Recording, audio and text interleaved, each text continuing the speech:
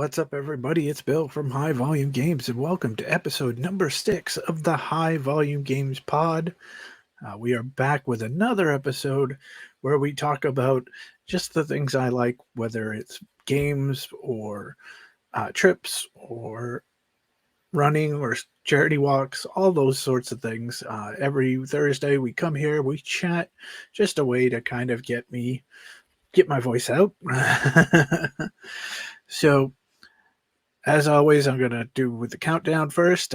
We are 4 weeks away from the Boston Marathon Jimmy Fund Walk. Not really, no expectations. Um, I did 11 miles. I was supposed to do maybe 13 today. I didn't do it. Didn't feel good. Had got up early to give a family member or to go with a family member to the airport. Yeah, I then went back home, went back to sleep, and woke up. Didn't feel right, so didn't do it. So we're falling behind. And then 14 weeks, I think, after that. So 18 weeks total is the Dopey Challenge, and I have no expectations of that yet. But we'll work on it. Um, and boy, speaking of the Run Disney and the Dopey Challenge, they sent out a controversial email to. I didn't get it, but it's because I'm not part of Wine and Dine. But it was regarding restrictions as far as costumes goes, and basically says, you can't have anything completely surrounding you, uh, like any extra things. You can't have multiple layers. Stuff like that. It's very kind of questionable. That takes about 90% of people's costumes away. I don't know how that's gonna work. I'll say this though, I don't like the timing of it. We had a long off season. Those of us who did Springtime Surprise, that season ended in April. Um, it's August now. The upcoming Wine and Dine is like what 6, maybe 8 weeks away, probably 8 weeks away. Um, and you're just telling people this now. Some people I don't, but I know a lot of people who really, you know, the costumes make Run Disney and make their weekends, and they are planned and paid for way in advance. So to be about 8 weeks away, people have already put their costumes, their plans, their paid, their money out there. And now you're just saying, oh, yeah, that's not going to be allowed. I don't know. But I digress. Today we're going to talk about the the second part of my trip. We're going to talk about the California Zephyr, Amtrak's uh, long long ride from Chicago to Emeryville, California. However, I'm going to talk about Chicago to Denver because that's where I got off for Boulder Boulder. I have my video up now. Two things. Again, this YouTube video is already up. You can go to that, and I'll put a link. Um, but that video is already made before I decided to do these pods, so it's not the most you know cohesive thing with this. There's points where I'm talking, so you're just kind of looking at me. Um, but what's going to end up happening is for the future, starting with the Boston Marathon Jimmy Fund Walk, I'm just going to film. I'm not going to talk. I'm not going to really, show myself, unless it's just for a wave or something like that. But I won't be talking, because we know that I'm going to come here onto this pod and, you know, say my feelings. So this will look a little bit weird, but it's the last one of those that are going to happen. Well, maybe not. The Boulder might be, because we know that video's out too. All right. So I'm going to put this up. There we go. Oh, I'm going to put my music on. My music is not on. There we go. And we are set. So when I last left you on part one, we were at Union Union Station in Chicago, one of the oldest train stations and one of the most beautiful. And I said it was kind of crazy to figure out how where I was, and what where I'm supposed to be, and where is this place, where is that place. I've seen Union Station enough on YouTube, but coming from the ground level, the underground level, it was a little difficult. So what I ended up doing anyway, just because this is my first time in Chicago, is I got to an exit, I went outside, I took some pictures, um, and then made my way in, and that's when I finally figured it out. The layout was coming once you came from street level. It was very easy to see the Great Hall and the signs. And again, I had watched lots of YouTube videos of, say, Quiet Nerd, and Jeb Brooks and Simply Railway, HD Jeff, a bunch of videos of Amtrak trains that started in Union Station. So there was a lot of sites that, once I got in there, I got to look around, and I was just nerding out a bit because, this is the escalator that, Quiet Nerd took to get up to the food court, or this is the seat that, Jeb Brooks was sitting in during the, Texas Eagle video and stuff like that. So it was fun to be able to do that, uh, be a nerd and explore this little spot. I had 4 hours. The only thing that I knew I needed to do was eat, um, so I ended up doing that. There we go. There's my what, and there is a little critique I got. So here is my. I went to Sparrow's, and got pizza and this garlic bread. I am a stand for garlic bread. I think that's what they say. And I saw that and I was like, I had to have that. But I got critiqued by my brother for buying a New York slice of pizza in Chicago, where it is basically a deep dish haven. But that's all they had. I could have went outside. I had plenty of time, but after the 22 hours on the coach ride, I was pretty much wiped out. So I just wanted the first thing that looked good.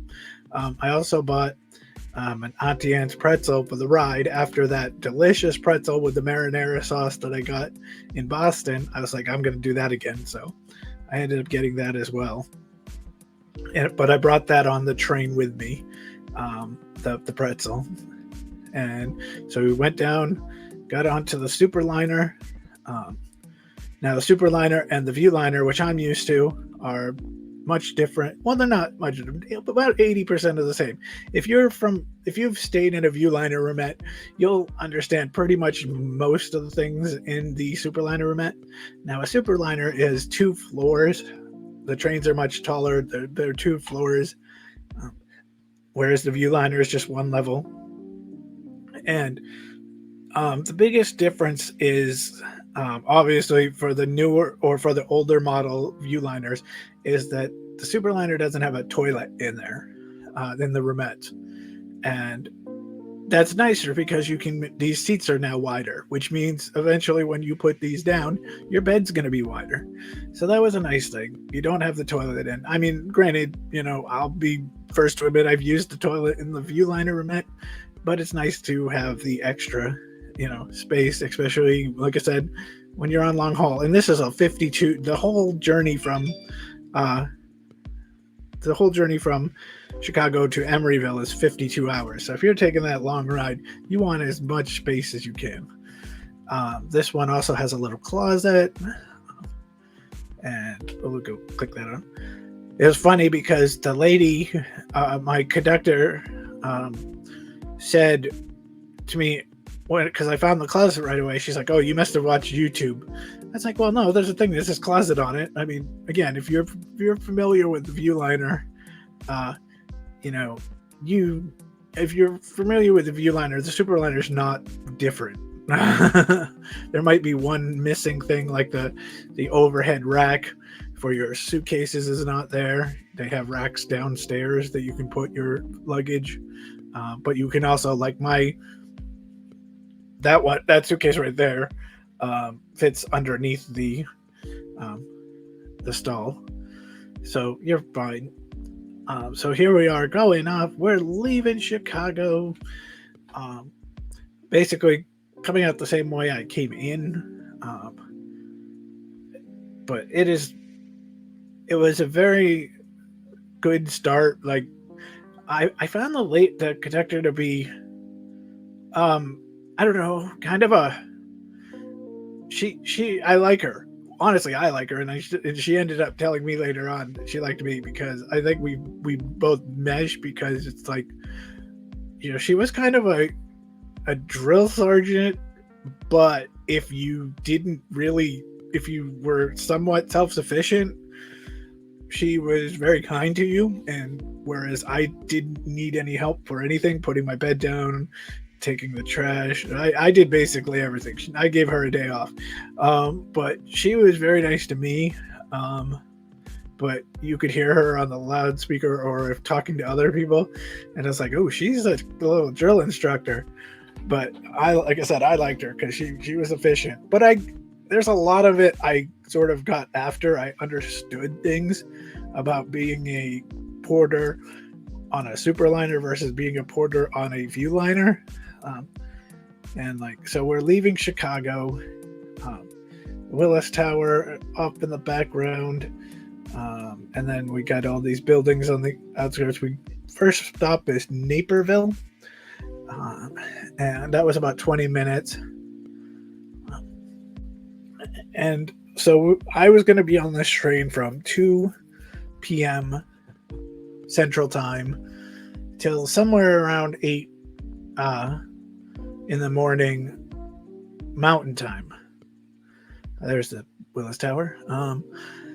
So it was about 17 hours, but unlike the Viewliner on the train going to Florida, I had already done 22 hours, where on that one I'm usually doing train for 8 hours. So I was already wiped out, slept in coach. If you watched the pod from a few episodes ago, I was not thrilled. I enjoyed the train, but again, you're at the mercy of the people next to you. So I was very wiped out during this section. Like my mom had said, go try to get some sleep. That didn't end up happening, but I put my, like I said, I took my own bed, made it, because all you have to do is really just push, put your foot down and then push the seat, and that'll make it into a bed. So I did that early because I just wanted to lay down. So I spent most of this trip just laying down.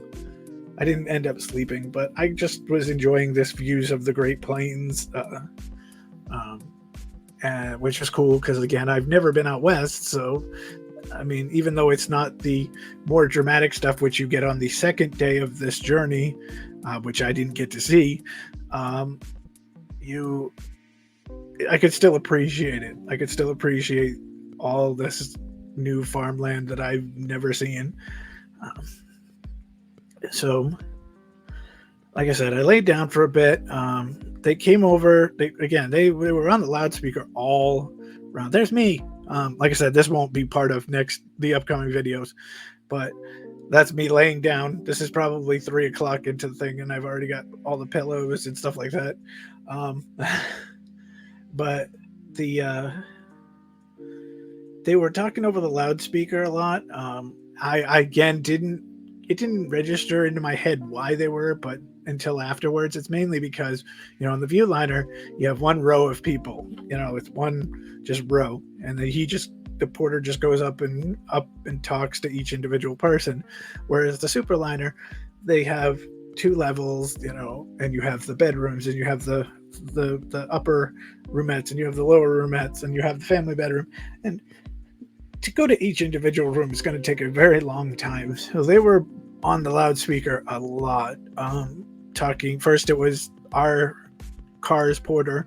Then it was the people from the dinner reservations, and everybody's like, we're going to be coming around, we're going to talk to you, this and that. And so here again, I am just kind of ready to go to bed, and yeah, you have to wait till this person's there, you have to wait till this person's there, and so they offered you your dinner reservations. Here's Galesburg, Illinois. This is when we kind of had a delay.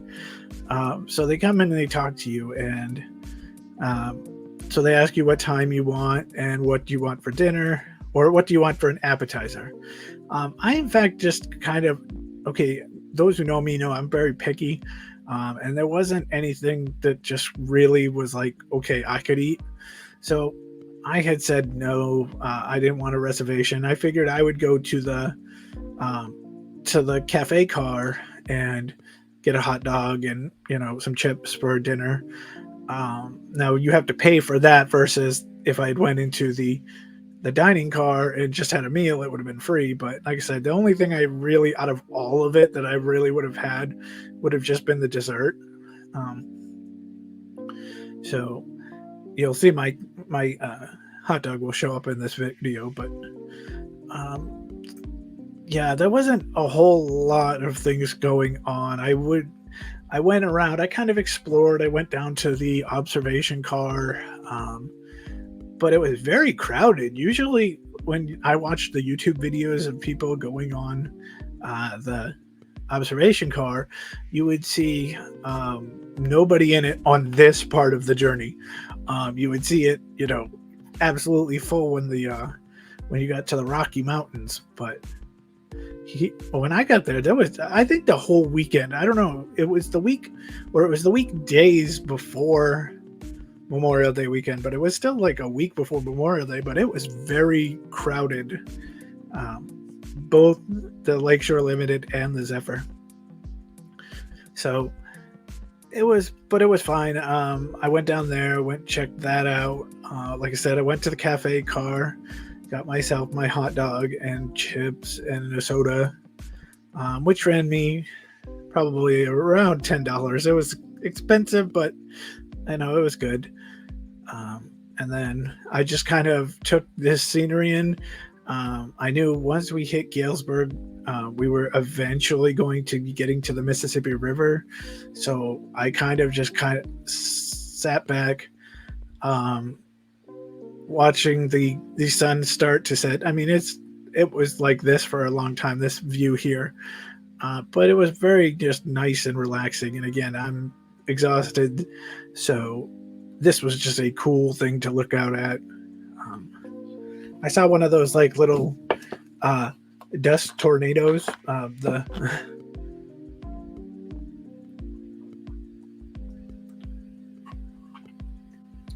Sorry. Yeah, I saw one of those little dust tornadoes, which was pretty funny. But it was in the middle of nowhere, and so yeah, I was just looking for. There's my dinner. Very delicious. Worth it. And yeah, that was cool to go down to the cafe car, because again, the cafe car, because all these trains are 2 levels, so the cafe car is on the lower level of the observation car, whereas in a Viewliner or even a regional, they'd be 1 full car, and you would get the view, or you would have the counter, and then you would end up having some tables and chairs. That would be 1 full car. So that was cool. And we're getting closer to the Mississippi here. I actually thought half of these things were the Mississippi. And it's going to be coming through. But at this point, it's a little after dinner time. It's about 5:30, 6 o'clock. I know I'm ready to go to sleep. The plan was pretty much see the Mississippi, then really pack it in for the night. I had I don't have it with me, but I had my sleep mask.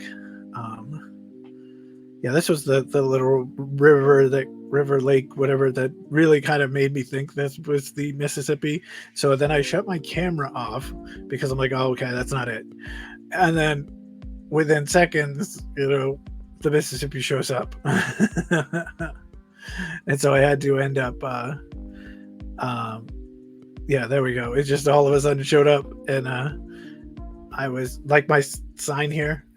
I was talking during this segment, and there was a section of how many states I had been through, and my mind was just not there, and I could not count how many states we had been through. Because I went from Mass to New York to Pennsylvania to Ohio to Indiana and Illinois, and this was now becoming Iowa, but I could not count that in real life, so so I muted that section of the video. But yeah, we were crossing this, and now you are in Iowa. We would be in Iowa until bedtime, with a fresh air break in Ottumwa. You get the two different kinds of stops. You have the regular stop, which get on and get off. 5 minutes at the most, not even. And then you have the fresh air stops, the smoke breaks, which people can get off. In our case, there was 3, but I only saw 2. You get one at Galesburg. They usually kind of go along with crew changes or fueling or stuff like that. So the first one was at Galesburg. I got off. That's why I took the picture. The next one will be at Ottumwa. And then the third one was in Omaha, Nebraska, but I was asleep by then. And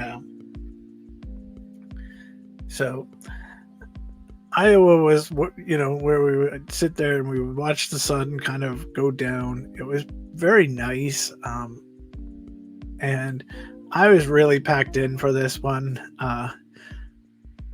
I basically had my thing. I kept having issues though, because again, I said I'm not there really. I'm exhausted, and I would lose this cord or I would lose this, and so I just kept having to make the bed or retake out the bed. It was so you would think that I wasn't having a good time because I'm this, but it was actually very good. And again, I just kind of most of the time was just sitting there, laying there, basically very mellow, just trying to film stuff that I thought was cool, and then waiting for the sunset, because if Jeb Brooks's video for the California Zephyr, he had said there's Ottumwa. There's me off the train in Ottumwa just because I had to get set foot in Iowa. But Jeb had talked about how the sunset on the California Zephyr was one of the best sunsets he'd ever seen. And so I was really just trying to catch that. That's the only reason I was still awake at this point, was I kind of just wanted to enjoy the sunset. And I think I got a decent. It was a very nice ride. I don't know if I saw you didn't see the ball go all the way down or anything like that, but it was good. The only issue was there was a little cloud cover the whole ride over, and it was burning away, but it kind of, I think that affected it a little, but it was such a nice, peaceful, just there's me going, hey, I'm here, I'm watching the sunset, blah blah blah. You can tell, look at my face, I'm tired. But I'm wearing that same shirt for the last 36 hours at that point, maybe about that. No, not that, but close. And so just ended up finishing through Iowa. That was supposed to have that. There you go. I'm going to sleep. So I went to, we'll stop it here we'll stop. No, I'll keep it going. So announcements over the speaker woke me up. So yes, I basically got to sleep at about 8:30, put my sleep mask on with the headphones, and I just started to fall asleep, and I got into bed, and then the announcement started, about getting your bed turned down, and we're going to mountain time and stuff like that. And I was so upset at that point because I had just finally gotten to sleep. But again, I wasn't thinking about the fact that, yeah, she had, if not, she would have had to went to like 14, 15 different rooms, um, and go up the stairs, down the stairs, stuff like that. And so, you know, I just basically sat there and let them talk and talk and talk and talk. And then once they finally finished their announcements, again, I didn't need them to make my bed. And so I just went to sleep. I shut off all the lights and just fell asleep. And I got about 6 hours sleep. So I'll say that was very good. Again, the night before I had gotten an hour of sleep, then I'd wake up, an hour of sleep, then I'd wake up. So this was good. I was, I woke up pretty refreshed. I slept the entire time. So 6 straight hours for me, even home, is a big deal. So I woke up. I had a real hard time figuring out the time because of, first, my phone was roaming at this point, and I didn't know where we were actually at first, but come to find out, there's a building going to be coming up, I think, that's going to have the Nebraska painted on it. And I was like, okay, well, that means we're not in Colorado. So we were in Nebraska. I think I got up at like 4 their time. So like 5, I woke up. I went to bed around 9:50, 9:30 once they stopped talking, and then woke up at like 4. And I had nothing to do because I was like, okay, the sun at this point hadn't really risen yet. And you're seeing more like towards the middle part of it. So I kind of just got dressed. I don't even know if I even got dressed, but I kind of just sat there. I had a big bag of another huge mistake, and one big regret I had was I didn't end up going to the food cart for breakfast, which I actually would have eaten the breakfast. There's everything on the menu in the breakfast I would have. I'm a lot less picky on breakfast time. And so I ended up, I had a big bag that I had bought from Walgreens, the $1 like all berries cereal, the crunch berries, but all of them were berries. I had a big thing of that. I think I actually show a picture of that too.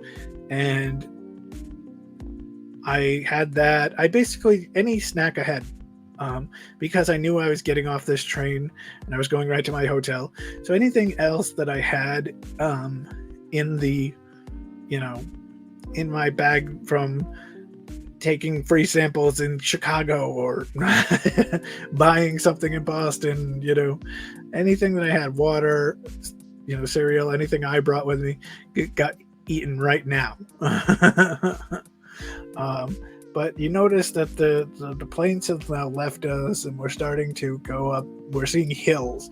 I thought it was going to be this, super dramatic, we're going to see this. But again, notice this little like fuzz, this fog that kind of hung here, and basically it hung the whole day. So like the first time, even though in Denver you're so close to mountains, like the whole time, the first mountain I actually really saw was on the second day when I was going to the Rockies game. I was at the train station and I looked over and I'm like, because again, I saw nothing the day before, but it was like, wow, look at that. And so I thought I was going to see this awesome, like, coming up this road at the, as we knew that we were getting higher and higher above sea level, I thought I was going to get to see all these great mountains, and I never did. And unfortunately, like Jeb and a few others will show you in their videos, is that, once you leave Denver, the action starts to pick up. You'll go through all the certain mountains. You'll go through the Rockies. You'll go up to, you go into Utah. I can't even think of the tunnel, the Moffat Tunnel. There we go. I was like, I've seen those videos about 50 times. You'd think I'd know it. But yeah, you go up to the Moffat Tunnel, the Continental Divide. You start going down. There's my Allberries.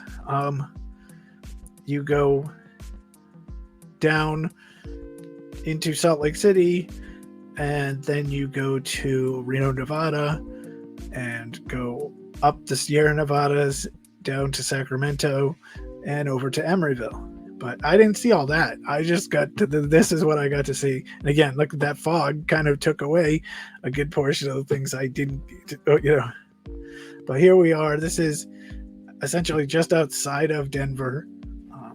So now what happens is Denver, the train has to go forward, then it has to back itself up because Denver is a dead end train station.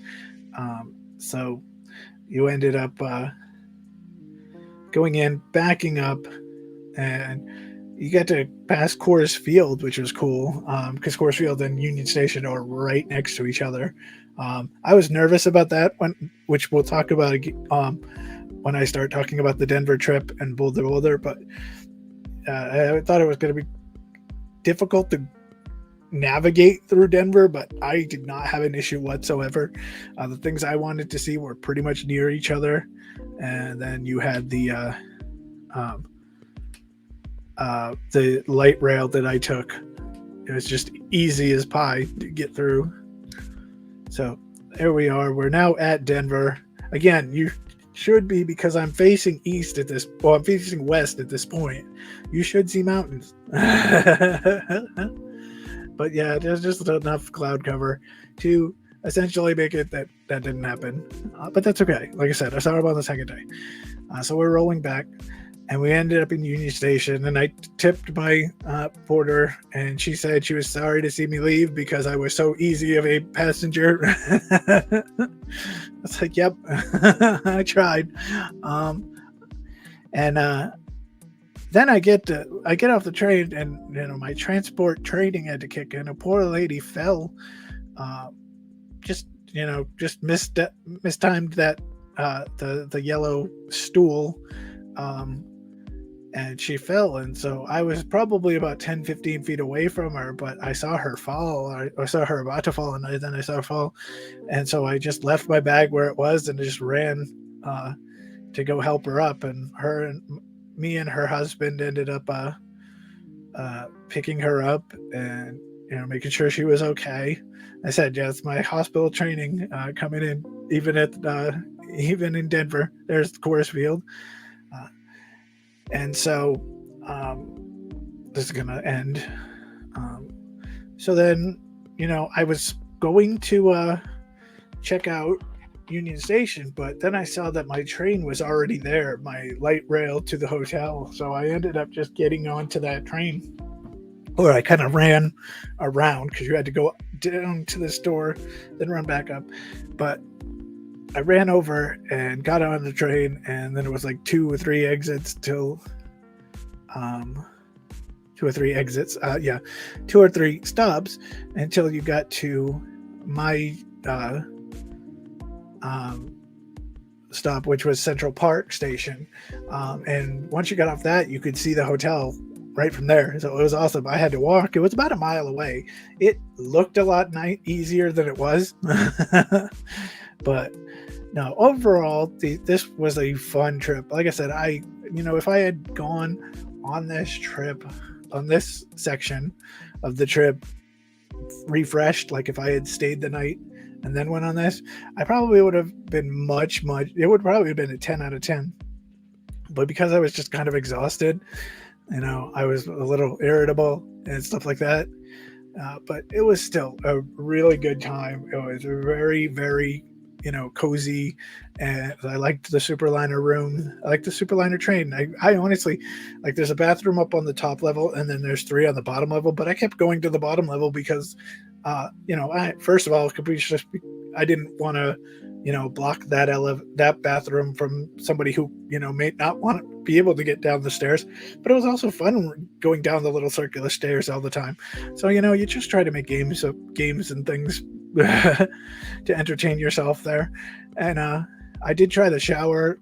I think it did not work very well. that might have just been because I might have done it wrong. There's like a 2-step process to the shower, and I might have messed it up, or it just didn't work. But I got a little shower. But no, it was an awesome trip. I do want to do this one again, just because I want to see the rest of it. Hopefully I'll get to come back and do the rest of the Zephyr, either fly to Denver and then take it from Denver, or just do the whole thing again. But we'll see. So that's going to be it for this round of the pod. I hope everyone enjoyed that. I know this one took a long time, but we had 1,700. No, I don't know. We had a 17-hour journey to talk about, and we did it in 35 minutes. So I hope you all have a great week. So just a heads up, there's a few. Let me just pull up the calendar. I don't know what I'm going to do the next couple of videos, but I can tell you the September 21st episode is going to be NASCAR Arcade Rush. The game comes out on September 15th. So I figure, okay, if my game comes out on Friday, and I'll have till the next Thursday to just play it and, be able to review it for you. So we'll do that. The September 28th episode will be the pre Jimmy Fun Walk talk. We'll talk about the course and what to pack for it. And then October 5th, we will have the video from the Boston Marathon Jimmy Fun Walk. All right. So like I said, I don't know what the next 2 weeks will be. Probably will be one game, and maybe if I can talk to somebody into joining and being our first guest, we'll do that. But till then, I hope everyone stays safe, has a great week, and we'll see you again on Thursday. Take care, everybody. Bye now.